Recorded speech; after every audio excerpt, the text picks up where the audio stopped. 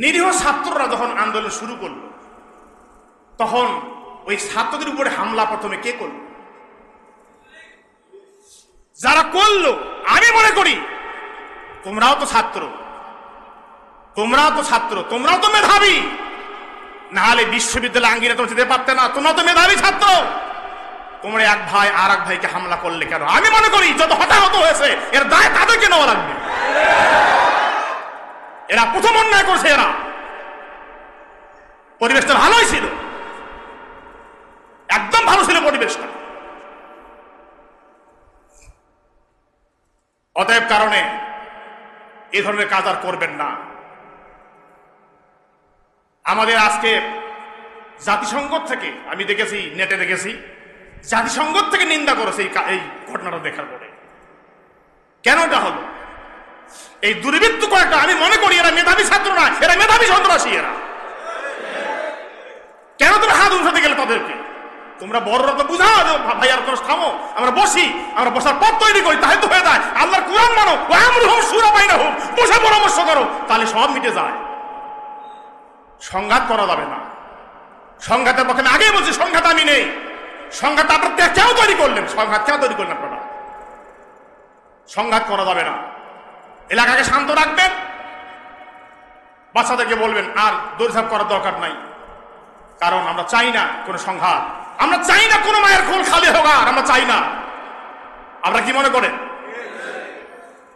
আমি আগেই বলেছি, যার সন্তান মারা গেছে তার বাসায় গিয়ে শোনেন তো মানুষ কত আত্মনাদ করে কাঁদে।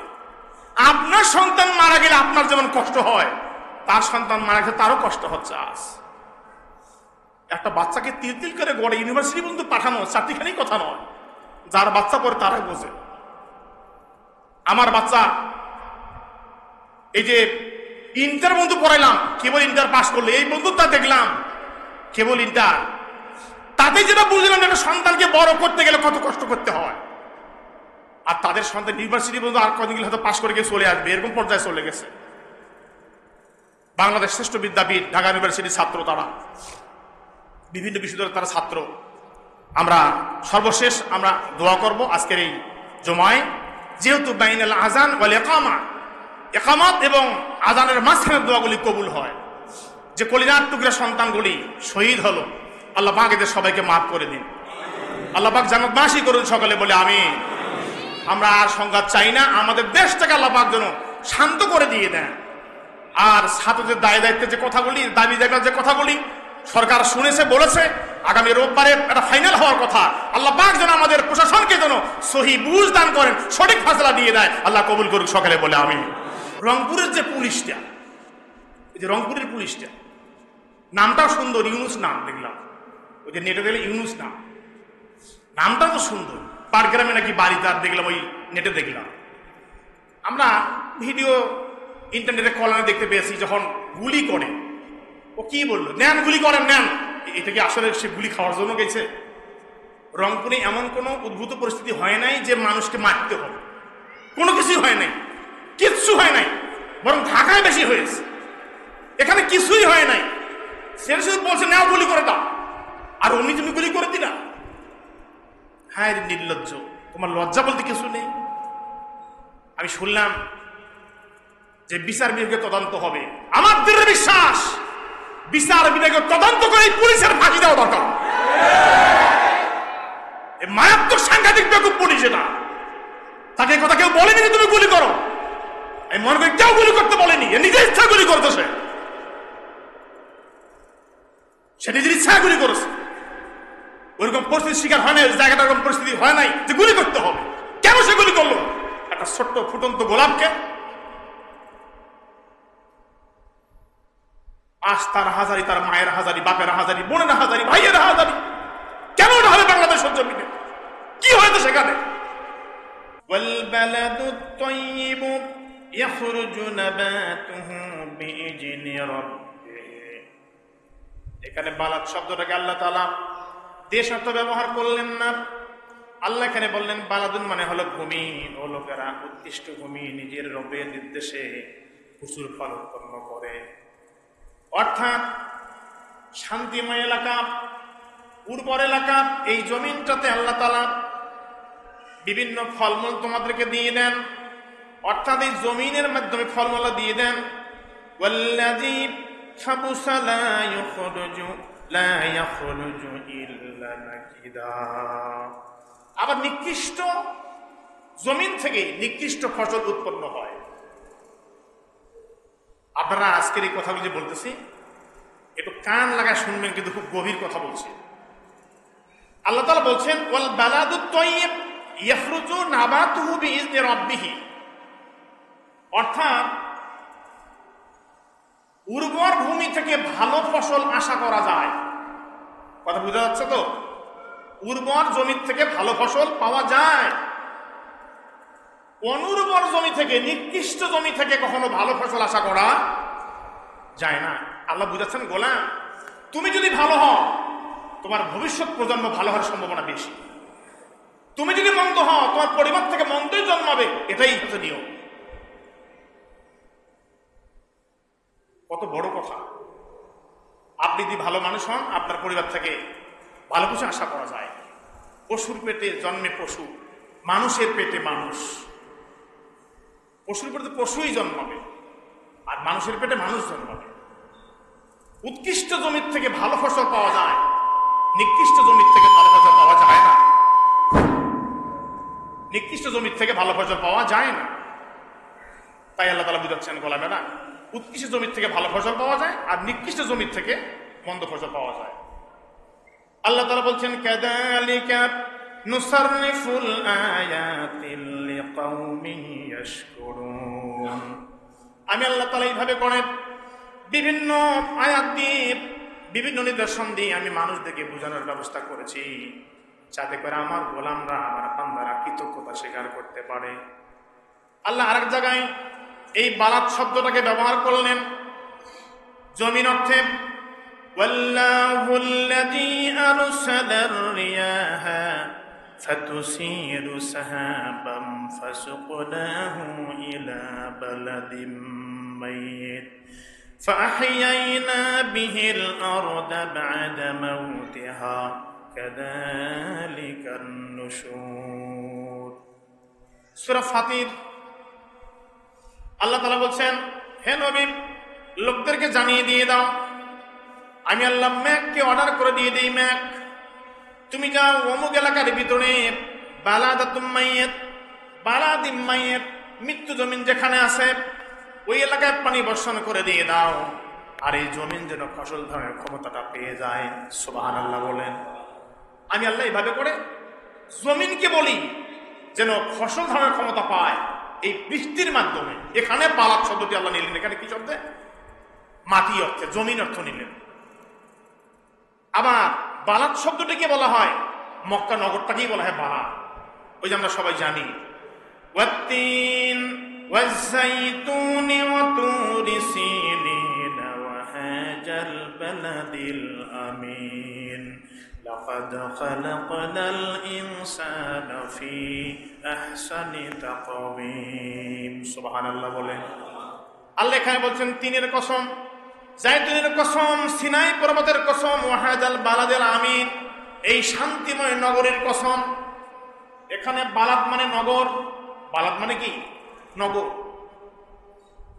আমি হতবাক হয়ে যাই, আল্লাহর যে বাচন ভঙ্গিগুলো, শব্দ চয়নগুলো, বালাদ বিভিন্ন জায়গায় বিভিন্ন অর্থে ব্যবহৃত হয়েছে। বালাদ মানে রাষ্ট্র, বালাদ মানে দেশ। আমরা কবিতায় পড়েছিলাম ওয়াতানুনা বাংলাদেশ, বেলাদুনা বাংলাদেশ, আরবিতে। মানে আমাদের দেশের নাম কি বলেন তো? কি নাম জানেন না মনে হয়? আমাদের দেশের নাম কি? এটা আরবিতে বলা হয় ওয়াতানুনা বাংলাদেশ, বেলাদুনা বাংলাদেশ, আমাদের দেশ বাংলাদেশ। আর কি বলি আমরা? নাহনু মাওয়াতিনুনা মিন বাংলাদেশ, আমরা বাংলাদেশের নাগরিক। We are the citizen and independent country, আমরা স্বাধীন দেশের অধিবাসী।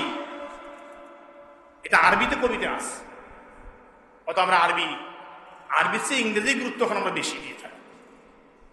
তো ওয়াতানুনা বাংলাদেশ, বেলাদুনা বাংলাদেশ, আমাদের দেশ হলো বাংলাদেশ, আমাদের দেশ হলো বেলাদুনা বাংলাদেশ, আমাদের দেশ হলো বাংলাদেশ। নাহনু মাওয়াতিনুন ফিল বাংলাদেশ আল মুস্তাকালা, আমরা স্বাধীন দেশ পেয়েছি, এটা স্বাধীন বাংলাদেশ। হাজা বালাদুন হুয়া বালাদুনা হাবিব, আমরা আমাদের দেশকে বড় ভালোবাসি, এটা আমাদের খুব প্রিয় দেশ। নাহানু নুহিব্বু হাজাল বালাদ, আমরা এই দেশকে বড় ভালোবাসি। আরবি অনেকগুলি কবিদের এরকম আছে যে আমরা দেশকে বড় ভালোবাসি। কেন ভালোবাসি? হুব্বুল ওয়াতানি মিনাল ঈমান, দেশকে ভালোবাসা ঈমানের বিশেষ অঙ্গ। মানে আপনি দেশকে ভালোবাসবেন, অবশ্যই ভালোবাসবেন দেশকে। কেন ভালোবাসবেন? সম্মানিত হাজিরিন, আল্লাহ তাআলা দেশের কথা বলতে গিয়ে কি সুন্দর সুন্দর কথা আমাদেরকে জানিয়ে দিলেন। পৃথিবীতে এমন কোন মানুষ নাই যে মানুষ তার নিজের দেশকে বড় ভালোবাসে না। এমন কোন মানুষ নাই যে তার নিজের জন্মভূমিকে ভালোবাসে না। আল্লাহর হাবিব বিশ্বনবী জনাবে মুহাম্মদুর রাসূলুল্লাহ সাল্লাল্লাহু আলাইহি সাল্লাম, তিনিও তার আপন দেশটাকে বড় ভালোবাসতেন। যা আয়াত আমি পড়েছি, লা উকসিমু বিহাজাল বালাদি ওয়া আনতা হিল্লুম বিহাজাল বালাদ। হে নবী, আমি আল্লাহ শপথ করে বলছি, বালাদের এই দেশের শপথ করে বলছি, ওয়া আনতা হিল্লুম বিহাজাল বালাদ, আপনি এই দেশের একজন বৈধ নাগরিক। সুবহানাল্লাহ বলে। এটা খুব একটা মারাত্মক কথা। কেন এই কথা হঠাৎ বললেন আল্লাহ? কেন বললেন? তার মানে হচ্ছে মক্কায় যখন রাসূল জন্মগ্রহণ করলেন, করার পর তার ব্যবহার, তার চরিত্র, তার কথাবার্তা, তার বাসনভঙ্গি, তার চলাফেরা, এসব দেখে এলাকার লোকেরা তার সততা, তার নিষ্ঠা, তার শৃঙ্খলা, এগুলি দেখে সবাই লোকটাকে আল আমিন বলতো। আমাদের আলামিন, আমাদের প্রিয় আলামিন, সুবহানাল্লাহ পড়ে সবাই ভালোবাসতো, ছোট বড় সবাই ভালোবাসতো আলামিন। এখন তিনি যৌবনে পদার্পণ করলেন, নাজিল হলো ইকরা বিসমি রাব্বিকাল্লাযী খালাক। তিনি এখন কোরআন হাতে নিলেন আর জাবাল আবি কুবাইস পর্বত দাঁড়িয়ে দাওয়াত দিলেন, ও লোকেরা, এতদিন আপনারা যেভাবে চলছেন এভাবে আর চলতে পারবেন না। আমাদের চলার জন্য একটা বিধান নাজিল হয়েছে। সেই বিধানের নাম কি বলেন? কোরআন নাজিল হয়েছে। এখন আর নিজের মতো চলতে পারবেন না, বিধিবিধান মেনে আপনাকে চলতে হবে। তখন তারা বলল, এই লোকটা এত হক কথা বলে, এত ন্যায় কথা বলে, এ আমাদের দেশের নাগরিক না, এ অন্য দেশের নাগরিক। আপনারা বলেন, রাসূল কি বাইরের দেশের মানুষ? নবীজির মনটা খারাপ হয়ে গেল, প্রচন্ড খারাপ। এই দেশের মানুষ, আমি এখানে জন্মগ্রহণ করেছি, আমাকে এরা অবৈধ বলছে। নবীজির মনটা প্রচন্ড খারাপ হয়ে গেল। আল্লাহ বলছেন, নবী চিন্তার কোনো কারণ নাই, ওয়া আনতা হিল্লুম বিহাজাল বালাদ, হে নবী আপনি হলেন এই দেশের একটা বৈধ নাগরিক। সুবহানাল্লাহ বলেন। কাফেররা বলল, আপনি আমাদের এই দেশের নাগরিক না। আল্লাহ বলছেন, গোলাম আমি বলেছি, আমি আল্লাহ বলেছি আমার নবী হল এখানকার বৈধ নাগরিক। কাফেররা বলল, وقال الذين كفروا لرسلهم لنخرجنكم من أرضنا أو لتعودن في ملتنا فأوحى إليهم ربهم لنهلكن الظالمين। কাফেররা বলল, وقال الذين كفروا لرسلهم, কাফেররা রাসূলকে গিয়ে বলল, লা নুখরিজান্নাকুম, লাম তাকিদ নুন তাকিদ সাকিলা, লা নুখরিজান্নাকুম মিন আরদিনা, আমরা আমাদের জমিন থেকে, আমাদের দেশ থেকে তোমাকে তাড়িয়ে দেব, জমিন থেকে বের করে দিয়ে দেব, এই জমিনে তোমাকে থাকতে দেওয়া হবে না। একটু বলেন তো দয়া করে, জমিন হলো কার? আল্লাহর জমিন থেকে, আল্লাহর দেশ থেকে তাড়িয়ে দিবে রাসূলকে। আও অথবা লা তাউদ্দুন্না ফি মিল্লাতিনা, যদি আমাদের দেশে থাকতে চাও, আমাদের সঙ্গে থাকতে চাও, তাহলে ফি মিল্লাতিনা, আমাদের দলে যোগ দিয়ে দাও। বড় সহজ কথা। হে রাসূল, যদি আপনি, হে রাসূল তুমি যদি থাকতে চাও আমাদের দেশে, আমাদের সঙ্গে থাকতে চাও, তাহলে আমাদের দলে যোগ দাও। আমাদের দলে যোগ দাও, সব মাপ, যা খুশি করবে সব মাপ। কিন্তু আমাদের দলে যোগ দিবে না, লা নুখরিজান্নাকুম লাম তাকিদ নুন তাকিদ সাকিলা, তোমাকে বের করে দেব আমাদের দেশ থেকে। মিন আরদিনা, মিন মানে হইতে, আব্দুল মানে দেশ না, মানে আমাদের, আমাদের দেশ থেকে বাহির করব, মানে দেশ আর বাপের দেশ। ধমক দিয়ে দিল, দেশ থেকে বাহির করে দিয়ে দিল। আমি বলি এ দেশ, এ জমিন আমাদের কারো না, এ জমিন কার? আল্লাহ মাঝে মধ্যে, আপনি যে জমিনে বসবাস করে থাকেন, আপনার এই ভিটায় যে আর কে ভবিষ্যতে আসবে আপনি কি জানেন? আজ বিরাট বিল্ডিং করে আছেন, কাল থাকবে না, ভেঙে চুরমার হয়ে যাবে, আরেকজন বসবাস করবে সেখানে এসে। কার ভিটায় কে থাকবে কে জানে ভালো। এই কয়েকটা দিন একটু থাকবেন, বাসা ধুরা টাঙ্গিয়ে থাকবেন, এটা আল্লাহ আপনাকে দায়িত্ব দিয়েছে, যেন কোনো বেয়াদবি হয়ে না যায়। এক থাপ্পড় দিয়ে আল্লাহ ওই বাড়ির থেকে তাড়িয়ে আর এক জায়গায় পাঠিয়ে দিয়ে, এ ক্ষমতা আল্লাহ নাই? কিসের বড়াই? ওরা বলছে দেশ থেকে বাইরে হয়ে যাও, বাড়ি করে দেব, অথবা আমাদের দল করো, সব শেষ। তোমাদের দল করলে সব মা। আল্লাহ তাআলা বলেন নবী, ওয়াইদ ইয়ামকুরু বিকাল্লাযীনা কাফারু লিয়ুসবিতুক আও ইয়াকতুলুকা আও ইখরিজুকা ওয়া ইয়ামকুরুনা ওয়া ইয়ামকুরুল্লাহ ওয়াল্লাহু খায়রুল মাকিরিন। আল্লাহ তাআলা বলেন ওয়াইদ ইয়ামকুরু বিকাল্লাযীনা কাফারু, ওই কাফেরগুলি সিদ্ধান্ত নিয়ে নিল লিয়ুসবিতুকা, ওটাকে বন্দী করো। কি করো? বন্দী করো। একটু আপনারা সবাই বলেন তো, দয়া করে সবাই বলবেন, যা বুঝতে পারলে বলেন। আচ্ছা, নবীর থেকে ভালো মানুষ পৃথিবীতে আর কেউ ছিল? এই মানুষটা যখন কালেমার দাওয়াত দিল, কোরআনের দাওয়াত দিল, এখন বলছে এটাকে বন্দী করো। কেন? কি অপরাধ? তার অপরাধ হচ্ছে তিনি পড়েছেন লা ইলাহা। এই জন্য বলে মাঝে মধ্যে কেউ বলে না, এক কালেমায় রুটি রুজি, আর এক কালেমায় ফাঁসি। অনেকে বলে থাকেন কবিতা, কালেমা কেউ বলে বিরিয়ানি খাওয়ায়, হাদিয়া দেয়, টাকা পয়সা দেয়, আবার কেউ কালেমা পড়লে ওকে মেরে ফেলে। এ পড়ার মধ্যে পার্থক্য আছে, বুঝার মধ্যে পার্থক্য, মারাত্মক ব্যাপার।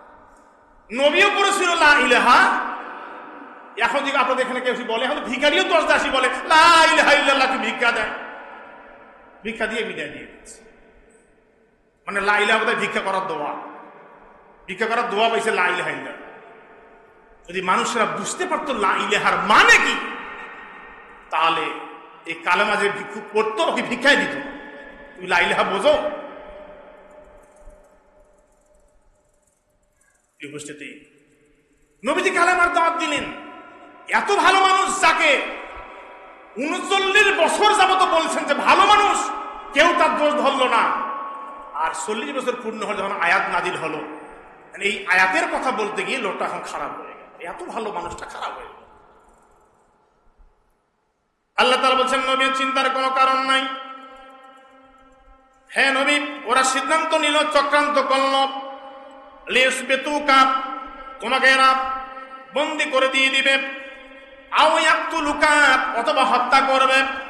ওরা সিদ্ধান্ত নিয়ে নিল, হয় নবীকে হত্যা করো, না হলে বন্দী করো, একটা কিছু করো, হত্যা করো।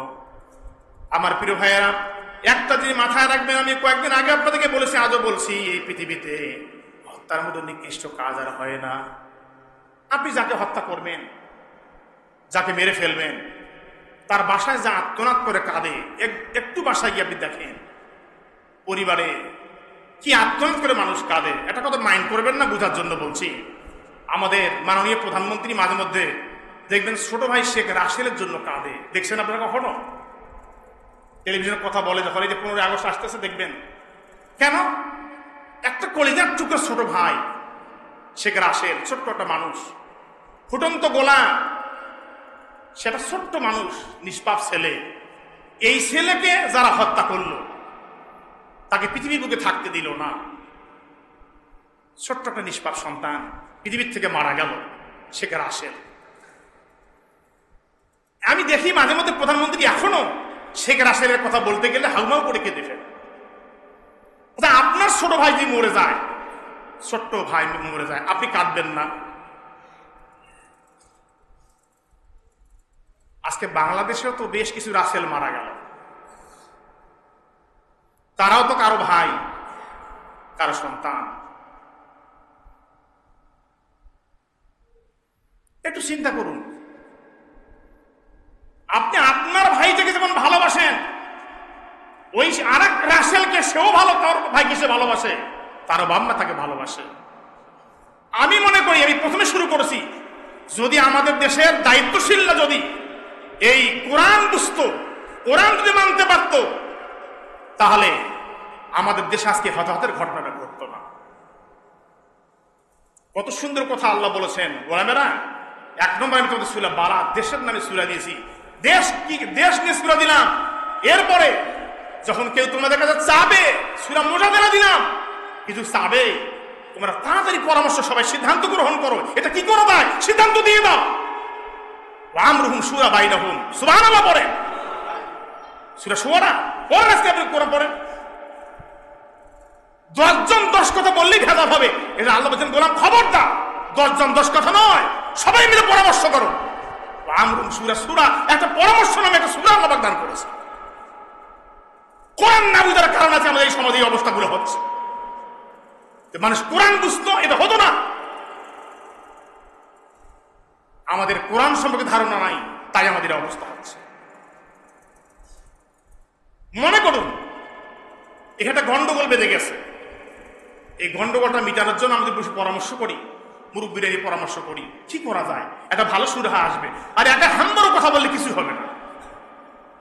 এই জন্য আল্লাহ তাআলা বলছেন, গোলাম, যখন তোমরা কোনো উপস্থিত কোনো সমস্যা হবে, ও আমরুহুম শুরা বাইনাহুম, দ্রুত পরামর্শে বসে যাও, ক্যাবিনেটে বসো, সিদ্ধান্ত নাও কি করলে ভালো হয়, যাতে দেশ এবং জাতির কল্যাণ হয়।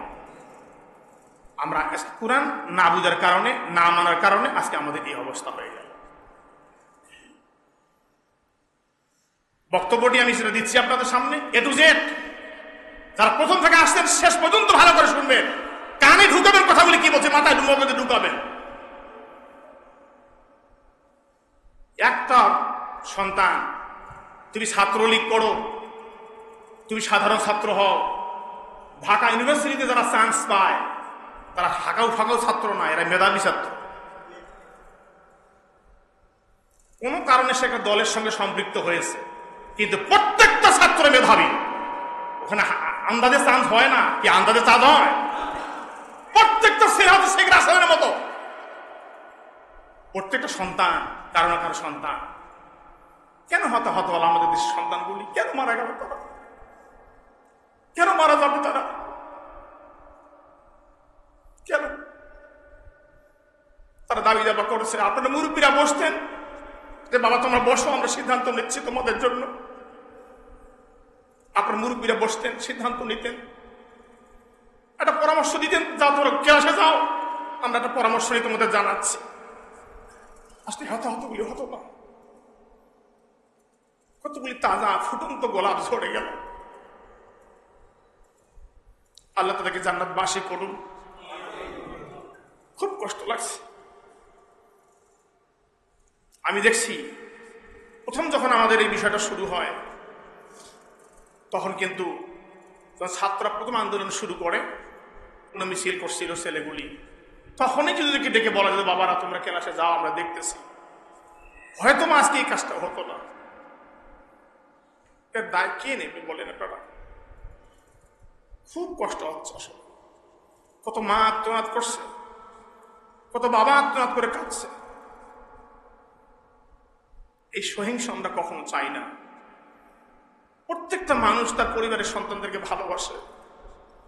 আমরা এই সহিংসতা চাই না, আমরা চাই বন্ধুত্ব, আমরা চাই ভালোবাসা, আমরা চাই মহব্বত। হিংস্রতা দিয়ে কোনো কিছু হয় না। খুব কষ্ট পেয়েছি আসলে। যদি কথাগুলি আমি বলতে চাইনি, কিন্তু কথাগুলি এসেই যাচ্ছে। এর উপস্থিতি এই যে আওয়াক্ত লুকা, এনাকে হত্যা করো, হয় বন্দি করো, না হলে হত্যা করো, সিদ্ধান্ত নিয়ে নিল তারা। আল্লাহ তাআলা বলছেন, সর্বশেষ তারা সিদ্ধান্ত নিয়ে নিল, আও ইখরিজুকা ওয়া ইয়ামকুরুনা ওয়া ইয়ামকুরুল্লাহ ওয়াল্লাহু খায়রুল মাকিরিন। আল্লাহ তাআলা বলছেন, গোলামেরা, ওই মক্কার লোকেরা সর্বশেষ সিদ্ধান্ত নিয়ে নিল, ওনাকে আমরা আমাদের দেশ থেকে তাড়িয়ে দেব, আমাদের এলাকা থেকে তাড়িয়ে দেব। তারা সিদ্ধান্ত নিয়ে নিল। আল্লাহ বলছেন, গোলাম তোমরা চক্রান্ত করলে, কিন্তু তোমরা জানো না আমার চক্রান্ত হলো বড় চক্রান্ত। সুবহানাল্লাহ বলে আল্লাহ নবীজিকে ডাক দিয়ে বলছেন, নবীগণ আপনি মক্কা থেকে মদিনায় চলে যান। নবীজি চিন্তা করলেন, আল্লাহ অর্ডার করেছেন মদিনায় যেতে হবে, তাই যাবেন। কিন্তু আমি আশ্চর্য হয়ে যাই, তিরমিজির এই হাদিসটা পড়ার পরে আমি আশ্চর্য হয়ে যাই। নবীজি রওনা করছেন, বাড়ির থেকে বের হয়ে যাচ্ছেন, বাড়িটা কাবার সঙ্গে লাগানো। বাড়ির থেকে বের হচ্ছেন আর আলীকে বিছানায় শুয়ে দিয়ে বলছেন, আলী আমার বিছানায় শুয়ে থাকো, আর আমি চললাম, আল্লাহর হুকুম হয়েছে আমি মদিনায় চলে যাচ্ছি। নবীজি রওনা করলেন। আন ইবনে আব্বাস রাদিয়াল্লাহু আনহু قال قال رسول الله صلى الله عليه وسلم لمكة ما أطيبك من بلد وحبك إلي ولولا أن قومي أخرجوني منك ما سكنت غير রাহ তিরমিজি أو كما قال النبي عليه الصلاة والسلام। আল্লাহর হাবিব সাল্লাল্লাহু আলাইহি ওয়াসাল্লাম কাবার দিকে তাকাচ্ছিলেন আর বলছিলেন, হে কাবা, আতিয়াবাকি মিন বালাদ, আমার এই শহরটা বড় পবিত্র শহর, শান্তিময় শহর, শান্তিময় এলাকা, আমার জন্মভূমি। ওয়ালাউলা আন্না কওমি, যদি আমার কওমগুলো আখরাজুনি, আমাকে বের করে না দিত, আমি মক্কা ছেড়ে কখনো যেতাম না। সে মক্কা ছেড়ে যেতাম না, আমার ইচ্ছে নেই যাওয়া। এদের চরিত্রের কারণে আল্লাহ আমাকে অর্ডার করেছে, আজ আমি এই মক্কা ছেড়ে চলে যাচ্ছি। জন্মভূমিকে মানুষ কত ভালোবাসে। আমি শুরুতেই বলেছি যে এটাকে ভালোবাসা, নিজের দেশকে ভালোবাসা ঈমানের অঙ্গ বিশেষ। দেশকে ভালোবাসা, যদি দেশকে ভালোবাসতেন না পারতেন, তাহলে আমি মনে করি আমাদের দেশটা স্বাধীন হতো না। আপনারা কি মনে করেন? দেশকে ভালোবাসে বিধায় তাদের রক্তের বিনিময়ে, তাদের জীবনের বিনিময়ে আজ এদের স্বাধীন হয়েছে। এই জন্য আমরা মনে করি যারা আমাদের দেশের মুক্তিযোদ্ধা, প্রকৃত মুক্তিযোদ্ধা যারা, তাদেরকে আমরা স্যালুট করি, সম্মান জানাই। তাদেরকে আল্লাহ পাক মাফ করুন, আল্লাহ পাক জান্নাতবাসী করে দিয়ে দিন।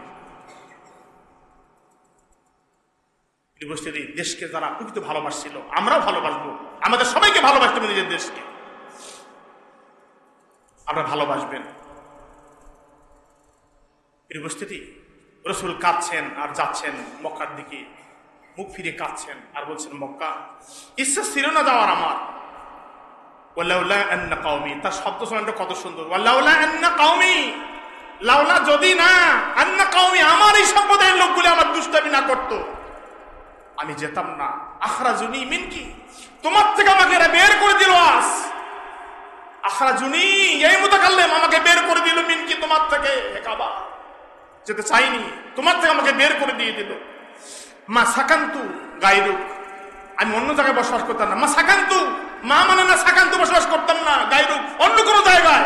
সারা জীবন মৃত্যু মধ্যে মক্কার ভিতরে থাকতাম। দেশের প্রতি ভালোবাসা কত বেশি। এই জন্য দেশকে ভালোবাসুন, দেশের মানুষকে ভালোবাসুন, প্রত্যেকটা প্রাণকে ভালোবাসতে শিখতে হবে আমাদেরকে। মানুষ হত্যা করার মতো অপরাধ আর হতে পারে না। আমি বুঝলাম না, রংপুরের যে পুলিশটা, এই যে রংপুরের পুলিশটা, নামটাও সুন্দর, ইউনুস নাম দেখলাম, ওই যে নেটে দেখলে ইউনুস নাম, নামটাও তো সুন্দর। পাটগ্রামে নাকি বাড়ি তার দেখলাম, ওই নেটে দেখলাম।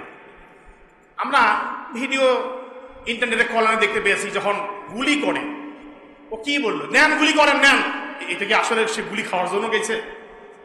রংপুরে এমন কোনো উদ্ভূত পরিস্থিতি হয় নাই যে মানুষকে মারতে হবে, কোনো কিছুই হয় নাই, কিচ্ছু হয় নাই, বরং ঢাকায় বেশি হয়েছে, এখানে কিছুই হয় নাই। সে শুধু বলছে নাও গুলি করে দাও, আর অমনি তুমি গুলি করে দিলা। হ্যাঁ, নির্লজ্জ, তোমার লজ্জা বলতে কিছু নেই। আমি শুনলাম যে বিচার বিভাগে তদন্ত হবে। আমার দৃঢ় বিশ্বাস, বিচার বিভাগে তদন্ত করে পুলিশের ফাঁসি দেওয়া দরকার। মারাত্মক সাংঘাতিক বেকুব পুলিশ এটা।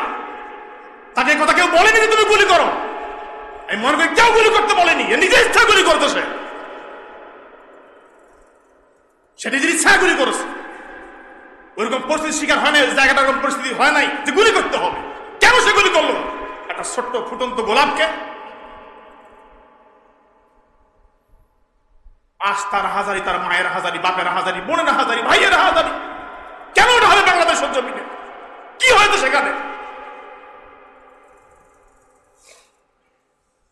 আজ ফুটন্ত গোলামগুলি বিদায় হয়ে গেল। আমরা দোয়া করি আবু সাইদকে আল্লাহ পাক জান্নাতবাসী করুন। সর্বশেষ আমি যে কথা বলবো, আমরা এটা আর চাই না।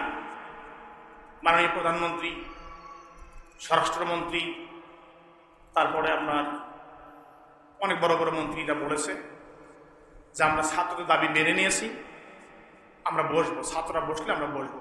ছাত্ররা মন খারাপ করছে, বলছে যে কেন আমরা বসবো, তাহলে এই জীবনগুলো গেল কেন? কিন্তু আমি বলবো, বাবারা দেখো, যা আমার তো হয়ে গেছে, আর তো ফিরে পাওয়া যাবে না, হয়েই তো গেছে। রোববারে কোর্টে এটা একটা ফায়সালা হবে। আমি অনুরোধ করব এই আগামীকাল শনিবার শুধু এই দিনটা সবর করার জন্য। আশা করছি এটা ভালো রায় হবে, ছাত্রদের পক্ষে একটা রায় হবে। আমি বলবো যারা কোমলমতি শিক্ষার্থী, তোমরা আর একটা ছেলেদের প্রাণ ধ্বংস হয়ে না যা, বাড়াবাড়ি করার কোনো প্রয়োজন নেই। একটা দিন একটু সবর করো, দেখি সামনের দিন তো রায় হবে। বিশ্বাস করুন, আমি কোনো ক্রমেই আমার জীবনে আমি ছোট্টবেলা থেকে কোনো সংঘাত পছন্দ করতাম না ব্যক্তিগতভাবে। আমি আপনাদের এই মসজিদে যখন থেকে নিয়মিত করছিলাম, আমি রানীর মতো অনেক কিছু ঘটনা ঘটেছে, আমি খুতবাতে বলেছি না এটা করার দরকার নাই। কারণ আমি এখানে বলছি যে সংঘাত করে লাভ নাই, বরং কিছু মানুষের প্রাণ চলে যায়। আলোচনা হতে সবচেয়ে সুরা ও আমরুহুম সুরা বাইনহুম, আল্লাহ বলেন গোলামেরা বসো আলোচনা করো। আলোচনা হচ্ছে চূড়ান্ত ফয়সালা করার জায়গা। আল্লাহর এই আইন না মানার কারণে আমাদের এই সমস্যাগুলি হচ্ছে। আল্লাহর কথা যে আমরা মানতাম, সব দলের কল্যাণ হতো আল্লাহর এই আইন মানলে পড়ে। আল্লাহ বলছেন গোলামেরা সমস্যা হয়তো বসো, সিদ্ধান্ত গ্রহণ করো, সিদ্ধান্ত নাও, উভয় দলে বসে মিটিং করো, একটা সিদ্ধান্ত হবে তোমাদের। কিন্তু আমরা কি করলাম? আমরা বসলাম না, আমরা সংঘাতে জড়িয়ে দিলাম, সংঘাত করছি আমরা। এই সংঘাত করা যাবে না। আর একটা কথা বলি, কিছু মনে করবেন না, আমাকে মাফ করে দিয়ে আগে বলতেছি। নিরীহ ছাত্ররা যখন আন্দোলন শুরু করলো, তখন ওই ছাত্রদের উপরে হামলা প্রথমে কে করলো? যারা করলো, আমি মনে করি তোমরাও তো ছাত্র, তোমরাও তো ছাত্র, তোমরাও তো মেধাবী, না হলে বিশ্ববিদ্যালয় আঙ্গিনা তোমরা যেতে পারতে না। তোমরা তো মেধাবী ছাত্র, তোমরা এক ভাই আর এক ভাইকে হামলা করলে কেন? আমি মনে করি যত হতাহত হয়েছে এর দায় তাদেরকে নেওয়া লাগবে। এরা প্রথম অন্যায় করছে, এরা। পরিবেশটা ভালোই ছিল, একদম ভালো ছিল পরিবেশটা। অতএব কারণে এ ধরনের কাজ আর করবেন না। আমাদের আজকে জাতিসংঘ থেকে আমি দেখেছি, নেটে দেখেছি, জাতিসংঘ থেকে নিন্দা করেছে এই ঘটনাটা দেখার পরে। কেন এটা হলো? এই দুর্বৃত্ত কয়েকটা, আমি মনে করি এরা মেধাবী ছাত্র না, এরা মেধাবী সন্ত্রাসী। এরা কেন তুমি হাত উঠাতে গেলে তাদেরকে? তোমরা বড়রা তো বুঝাও যে ভাই আর কোনো থামো, আমরা বসি, আমরা বসার পথ তৈরি করি, তাহলে তো হয়ে যায়। আল্লাহর কোরআন মানো, আমরুহুম শুরা বাইনাহুম, বসে পরামর্শ করো, তাহলে সব মিটে যায়। সংঘাত করা যাবে না। সংঘাতের পক্ষে আমি আগেই বলছি, সংঘাত আমি নেই।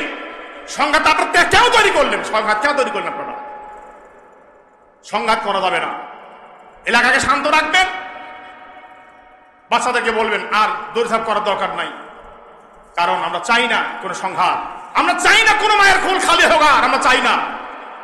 আমরা কি মনে করেন? আমি আগেই বলেছি, যার সন্তান মারা গেছে তার বাসায় গিয়ে শোনেন তো মানুষ কত আত্মনাদ করে কাঁদে। আপনার সন্তান মারা গেলে আপনার যেমন কষ্ট হয়, তার সন্তান মারা গেছে তারও কষ্ট হচ্ছে। আজ একটা বাচ্চাকে তিল তিল করে গড়ে ইউনিভার্সিটি পর্যন্ত পাঠানো চারটিখানেই কথা নয়। যার বাচ্চা পরে তারাই বোঝে। আমার বাচ্চা এই যে ইন্টার বন্ধু পড়াইলাম, কেবল ইন্টার পাস করলে, এই বন্ধুটা দেখলাম কেবল ইন্টার, তাতে যেটা বুঝলাম একটা সন্তানকে বড় করতে গেলে কত কষ্ট করতে হয়। আর তাদের সন্তান ইউনিভার্সিটি পর্যন্ত আর কদিন গেলে হয়তো পাস করে গিয়ে চলে আসবে, এরকম পর্যায়ে চলে গেছে। বাংলাদেশ শ্রেষ্ঠ বিদ্যাপীঠ ঢাকা ইউনিভার্সিটির ছাত্র, তারা বিভিন্ন বিশ্ববিদ্যালয়ের তারা ছাত্র। আমরা সর্বশেষ আমরা দোয়া করব আজকের এই জুমায়, যেহেতু বাইনাল আযান ওয়াল ইকামা, ইকামত এবং আযানের মাঝখানে দোয়াগুলি কবুল হয়। যে কলিজার টুকরা সন্তানগুলি শহীদ হলো, আল্লাহ পাক এদের সবাইকে মাফ করে দিন। আল্লাহ পাক জান্নাতবাসী করুন সকলে বলে আমিন। আমরা আর সংঘাত চাই না, আমাদের দেশটাকে আল্লাহ পাক যেন শান্ত করে দিয়ে দেন। আর ছাত্রদের দায় দায়িত্বের যে কথাগুলি, দাবি দেওয়ার যে কথাগুলি সরকার শুনেছে, বলেছে আগামী রোববারে একটা ফাইনাল হওয়ার কথা। আল্লাহ পাক যেন আমাদের প্রশাসনকে যেন সহি বুঝ দান করেন, সঠিক ফাসলা দিয়ে দেয়। আল্লাহ কবুল করুক সকলে বলে আমিন। উপস্থিতি, আল্লাহর হাবিব সাল্লাল্লাহু আলাইহি ওয়াসাল্লাম নিজের দেশ থেকে, নিজের মক্কা থেকে এভাবে করে মদিনায় হিজরত করলেন। এখন সকালবেলায় কাফেররা এসে দেখতেছে রসুল তো আসে মনে হয় বাসায়, বাড়ি ঘেরাও করে ফেলেছে। কার বাড়ি? মুহাম্মদ রাসূলুল্লাহ বাড়ি ঘেরাও করে ফেলেছে কাফের।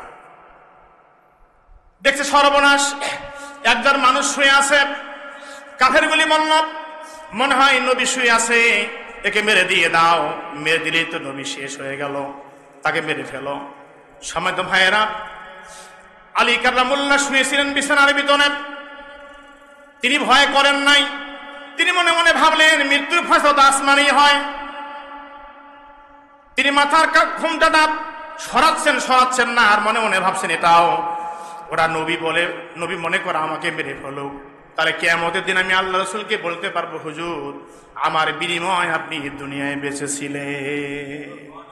এইটা তো করতে পারবো, মুখ দেখাবো না। আর শক্ত করে ঢেকে দিচ্ছেন। কাফেররা বলল মারার আগে আগে দেখো না, মুখটা খুলে দেখো, দেখো মুখটা খুলে। মুখ খুলে দেখছে ওটা আলী।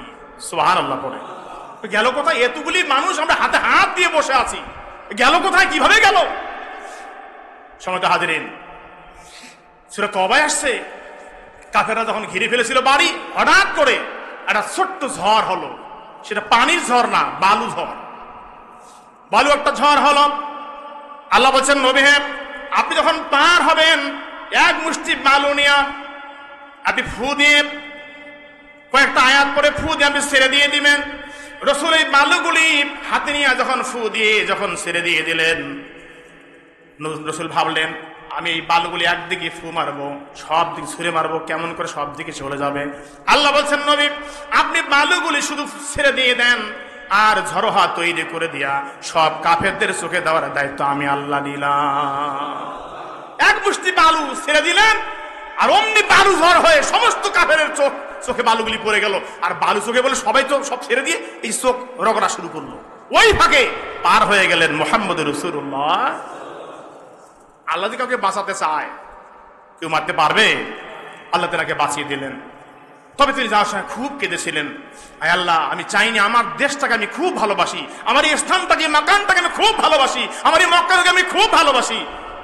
আসলে দেশকে ভালোবাসা, এলাকাকে ভালোবাসা, এটা আসলে ইমানের একটা বেশ বিশাল অঙ্গ।